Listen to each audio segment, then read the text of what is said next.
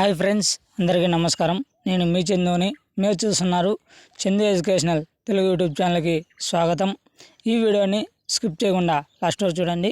Video చూసిన ప్రతి ఒక్కరు మన ఛానల్ని ఒక లైక్ చేసి కిందన్న సబ్స్క్రైబ్ బటన్ని సబ్స్క్రైబ్ చేసుకొని దాని పక్కన బెల్ ఐకాన్ని ఆల్ నోటిఫికేషన్ యాక్టివేట్ చేయండి. నేను పెట్టే ప్రతి ఒక్క వీడియో కూడా మీకు నోటిఫికేషన్ రూపంలో మెసేజ్ రూపంలో రావడం జరుగుతుంది. లేట్ చేయకుండా టాపిక్లోకి వెళ్ళిపోదాం. ఈరోజు మన టాపిక్ వచ్చి తల్లికి వందనం పథకం అకౌంట్లోకి డబ్బులు ఎప్పుడు వేస్తారు, దాని గురించి పూర్తి సమాచారం ఈ వీడియోలో తెలుసుకుందాం. ఏపీ సీఎం చంద్రబాబు రాష్ట్ర ఆర్థిక పరిస్థితి, సంక్షేమ పథకాలు, సూపర్ 6 హామీలపై కీలక వ్యాఖ్యలు చేశారు. ఆర్థిక పరిస్థితి మెరుగు పడిన వెంటనే పథకాలు అమలు చేస్తామని తెలిపారు. ఏపీ సీఎం చంద్రబాబు పలు పథకాల అమలుకు సంబంధించి కీలక వ్యాఖ్యలు చేశారు. నీతి ఆయోగ్ నివేదికపై విలేకరుల సమావేశం నిర్వహించారు.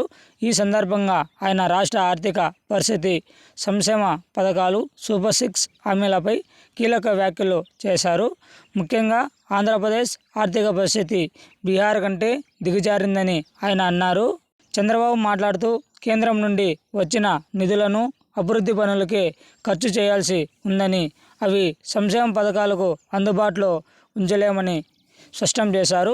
ఆర్థిక పరిస్థితి మెరుగుపడిన వెంటనే తల్లికి వందనం, అన్నదాత సుఖీభవ వంటి పథకాలను అమలు చేస్తామని తెలిపారు. సూపర్ 6 పథకాలు అమలు గురించి మాట్లాడుతూ నారా చంద్రబాబు నాయుడు ప్రకారం సంక్షేమ పథకాలను ఆర్థిక పరిస్థితి మెరుగుపడిన తర్వాత అమలు చేయాలని నిర్ణయించారు. నీతి ఆయోగ్ నివేదికలో వైసీపీ ప్రభుత్వం హయాంలో రాష్ట్ర ఆర్థిక పరిస్థితి గురించి క్లారిటీ ఇచ్చినట్లు చంద్రబాబు పేర్కొన్నారు.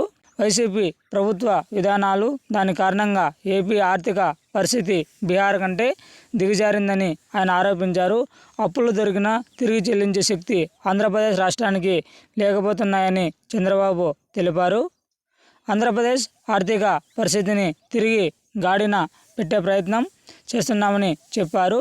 రాష్ట్ర ప్రజలకు నిజాలు తెలియాలని విలేకరుల సమావేశం పెట్టినట్లు ఆయన పేర్కొన్నారు.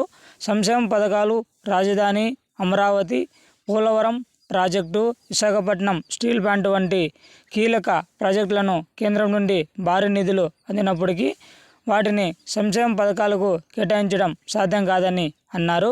గత 5 సంవత్సరాల్లో ఏపీ ఆర్థిక పరిస్థితి ఘోరంగా దెబ్బతిందని చంద్రబాబు పేర్కొన్నారు.